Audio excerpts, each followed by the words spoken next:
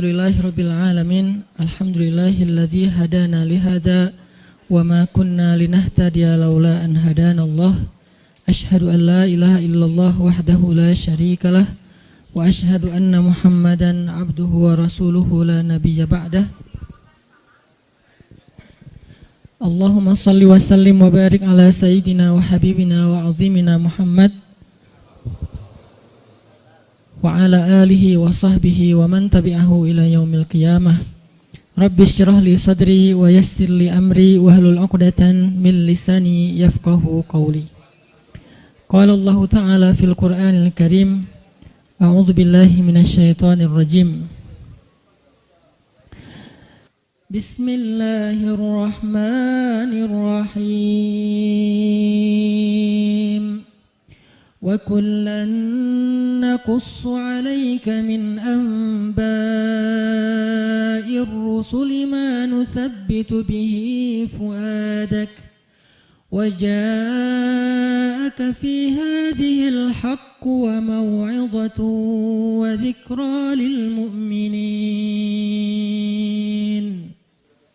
Dan semua kisah-kisah Rasul kami ceritakan kepada engkau Muhammad, agar dengan kisah itu kami teguhkan hatimu, dan di dalamnya telah diberikan kepada engkau kebenaran, nasihat, dan juga ada peringatan bagi orang-orang yang beriman. Bismillahirrahmanirrahim. Nahnu naqussu 'alaika ahsanal qasasi bima awhayna ilaika hadzal Qur'an wa in kunta min qablihi laminal ghafilin. Kami menceritakan kepada engkau Muhammad kisah yang paling baik dengan mewahyukan Al-Qur'an ini kepadamu, dan sesungguhnya sebelum itu engkau termasuk orang-orang yang tidak mengetahui. Shadaqallahul azim. Teman-teman sekalian, alhamdulillah kita bisa kembali bertemu dan bermajelis dalam halaqah ilmu setiap Rabu malam ini. Dan di akhir tahun ini kita memulai satu halaqah baru dalam kajian sharing Rabu malam, yaitu halaqah Darsus Sirah atau mempelajari Sirah Nabawiyah. Kita coba untuk mendalami kisah-kisah atau cerita dan sejarah dari kehidupan orang yang paling mulia, yang paling agung, yang rasa-rasanya nggak ada yang lebih pantas untuk kita pelajari kehidupannya dan kita kenal sosoknya daripada Muhammad Rasulullah SAW. Sampai targetnya apa? Sampai kita bisa mengenal Nabi lebih daripada kita mengenal keluarga kita. Itu baru kita disebut dengan orang yang mencintai Nabi. Jadi kalau kita bilang mencintai Nabi tapi kita nggak terlalu kenal Nabi, cuman tahu namanya dan tahu sepenggal dua penggal kisah yang nggak terlalu jelas tentang beliau, kayaknya ucapan kita itu belum terbukti. Karena orang yang mengenal seseorang baru disebut mengenal kalau dia tahu betul tentang cerita orang itu. Misalnya kita mengatakan saya kenal fulan, saya sahabatnya fulan, apalagi sampai mengatakan saya mencintai fulan. Kita nggak mungkin mengatakan itu kalau kita nggak kenal orangnya. Kalau sampai kita mengklaim mengenal Nabi tapi kita nggak tahu apa-apa tentang Nabi kecuali secuil kisah, berarti jangan-jangan kita belum jujur. Nah, harusnya seperti apa kita mengenal Nabi? Kalau seandainya kita mau melihatnya dari angle yang benar, harusnya kita mengenal Nabi lebih daripada kita mengenal keluarga kita. Karena ketika Umar bin Khattab datang kepada Nabi dan mengatakan, "Ya Rasulullah, aku mencintaimu lebih daripada apapun selain diriku," maka Nabi mengatakan, "Belum cukup wahai Umar." Lalu Umar meralatnya mengatakan, "Aku mencintaimu lebih daripada diriku sendiri," maka kata Nabi, "Al-an ya Umar, sekarang baru cukup wahai Umar." Salah satu pelajaran dalam adegan itu adalah harusnya kita mengenal Nabi bahkan lebih daripada diri kita sendiri. Kita mengenal Nabi lebih daripada keluarga kita. Seperti apa kita mengenal ibu kita, ayah kita, pasangan kita buat yang udah punya pasangan, atau anak-anak kita. Maka kita belajar mengenal Rasulullah SAW lebih daripada mereka semua. Seorang ibu tahu betul karakter anaknya. Seorang ayah tahu betul tentang kebutuhan anak-anaknya. Seorang suami atau istri tahu betul tentang sifat pasangannya. Anak tahu betul apa yang baik untuk orang tuanya, apa yang menyenangkan hati orang tuanya, dan seterusnya.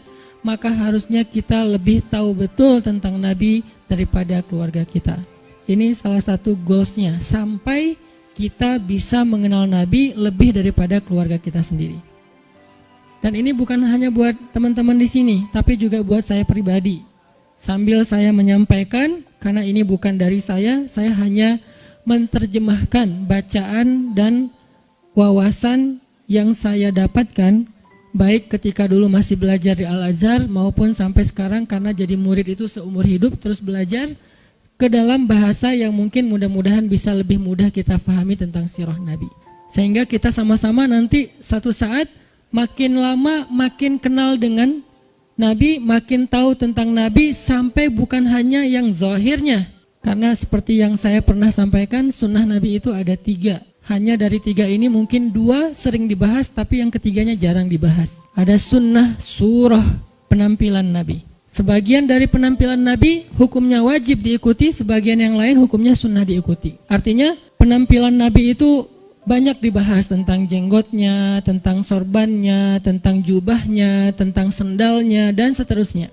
Kemudian yang kedua, sirah perbuatan Nabi.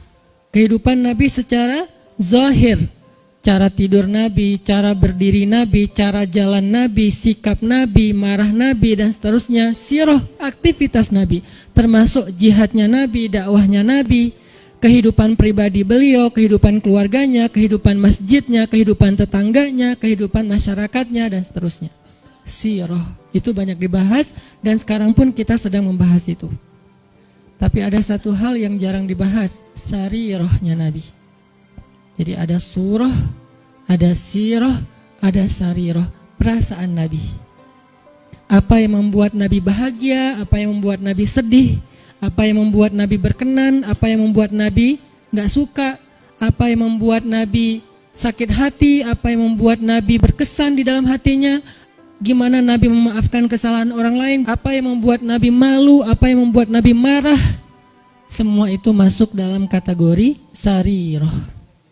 Gimana Nabi orangnya sangat menjaga perasaan, sehingga paling gak suka menyinggung orang lain atau memberatkan orang lain, membebankan orang lain. Itu namanya sarirah. Kita sampai kalau bisa mengenal sarirahnya Nabi, bukan hanya surah dan sirah, tapi sampai sarirah. Karena kalau kita nggak belajar sarirah Nabi, kita hanya belajar kulitnya, yaitu yang tampak saja. Jangan-jangan semakin kita mengetahui sunnah Nabi, semakin kita jadi bikin orang nggak nyaman, semakin galak, semakin eksklusif. Bahkan jangan-jangan nggak sengaja kita semakin merasa paling benar. Padahal Nabi SAW sendiri dengan sarirah beliau adalah orang yang paling menyenangkan. Gimana Nabi jadi orang yang paling menyenangkan? Itu sarirah, bukan sirah, bukan surah. Nabi menyenangkan bukan hanya karena beliau ganteng, itu udah pastilah. Tapi banyak orang ganteng tapi nyebelin ya. Ada orang, yanya kencang di belakang. Ada cewek makin cantik, makin bikin kita kayak nggak nyaman gitu. Kenapa nggak nyaman? Karena mungkin kecantikan dia itu jadi fitnah, kecantikan itu bikin dia jadi jutek atau apa. Ada orang secara fisiknya hampir bisa dibilang sempurna, dia fisiknya keren, tapi karena sarirahnya, mentalnya, perasaannya itu nggak humble sama orang lain, akhirnya kita juga nggak nyaman bareng dia. Makanya ada orang memilih pasangan, walaupun yang tampak duluan itu fisik, tetapi kadang-kadang ada orang yang kayaknya pasangannya biasa banget, tapi dia kayak happy banget sama orang itu. Kenapa? Karena cocok secara karakter. Nah artinya mungkin kita wawasan tentang Nabi itu bagus, surahnya kita mencontohkan Nabi itu hampir sempurna, karena nggak ada yang sempurna Nabi pastinya. Cuman kok nggak bisa bikin orang nyaman? Jangan-jangan kita tahu banget surah, belajar banyak sirah tapi hampir kurang aware tentang sarirahnya Nabi, perasaan Nabi. Ada hadis ketika Nabi menyampaikan hadis itu nyaman didengar. Ketika kita yang ngomongin hadis yang sama kok jadi bikin orang gak suka, jadi bikin orang sedih gitu. Jangan-jangan bukan teks hadisnya. Hadisnya sahih, bahkan mutawatir, Bukhari, Muslim. Tapi hadis yang sahih itu ketika Nabi yang menyampaikan, orang nyaman. Ketika kita yang menyampaikan, orang malah sedih. Berarti ada sarirah yang kelewat, yang miss, yang kita nggak mem-packaging, membungkus teks tadi ketika kita menyampaikan kepada orang lain. Nah, kita pengen belajar kehidupan Nabi itu bukan hanya yang tampak, tetapi kita pengen mendalami dari sisi-sisi sarirahnya. Nanti yang akan teman-teman dengarkan dari kajian sirah ini, mungkin hal-hal yang teman-teman udah pernah dengar dari yang lain. Karena kajian sirah itu banyak ustadz-ustadz yang menyampaikan. Apalagi kalau teman-teman ngerti bahasa Arab, buka di YouTube pakai dicarinya pakai bahasa Arab, itu akan lebih dahsyat lagi. Cuman kenapa kok tetap perlu mendengar? Mungkin kalau pelajarannya sama, refresh, recharging iman. Kalau enggak, maka pasti ada angle yang berbeda. Objeknya sama, kejadiannya sama, peristiwanya sama, tapi ibrahnya berbeda. Kenapa ibrahnya berbeda? Karena interpretasi dan sudut pandang berbeda. Kok bisa kayak gitu? Karena semua tentang Nabi itu adalah mutiara. Dilihat dari mana aja bercahaya. Ada yang cahayanya dari sebelah sini. Wah, saya lihat dari sini ada ibrah, pelajaran penting, petunjuk hidup. Kata yang lain, dari sebelah sini juga ada petunjuk, banyak. Jadi nggak bisa kita hanya menyimpulkan kehidupan Nabi dari satu sudut pandang. Saking sempurnanya kehidupan beliau. Nggak ada syubhatnya.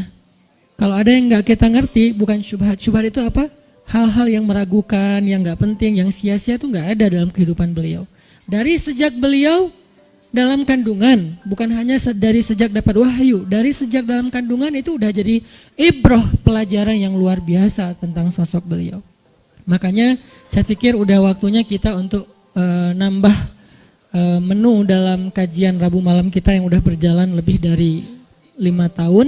Sebetulnya kajian Rabu malam ini udah berjalan lebih dari 10 tahun teman-teman. Karena sebelum ada Pemuda Hijrah, Rabu malam udah ada kajian saya di Masjid Al-Latif. Cuman dulu kajiannya yang hadir paling 15 orang, 20 orang. Kalau Persib lagi main libur ya.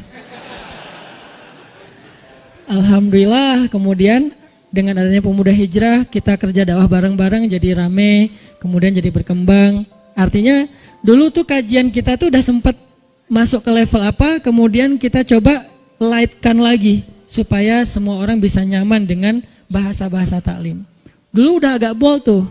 Makanya saya bilang dulu kajian kita tuh membahas tentang rijal, para tokoh-tokoh kesatria Islam. Saya pernah bahas Ikrimah, anaknya Abu Jahal, seberapa kerennya Ikrimah. Saya bahas juga tentang kisahnya Imam Hasan Al-Basri, Ibnul Musayyib, Umar bin Abdul Aziz, sampai yang terakhir sebelum datangnya Pemuda Hijrah, kita membahas Nuruddin Zinki. Dulu tuh udah sampai ke pembahasan rijal, tokoh-tokoh Islam. Tapi karena kebutuhan dakwah dengan segmen yang lebih luas, kita pakai menu yang lebih light lagi. Sekarang cengeknya dikurangin, ya. Jadi light, jadi semua orang bisa makan, anak kecil juga bisa makan nasi gorengnya. Tapi itu udah berjalan 5 tahun. Sekarang saatnya pakai tambahan cengek, lebih lada dikit. Supaya apa? Supaya lebih nikmat, supaya lebih kerasa. Nah ini kita tambahin dengan sirah. Saya pikir semua teman-teman yang hadir di sini adalah orang-orang yang udah lama ngaji, udah rajin ngaji, udah ngejar taklim. Yuk belajar sirah sama-sama sampai kita mengenal sosok Nabi seperti kita mengenal keluarga kita.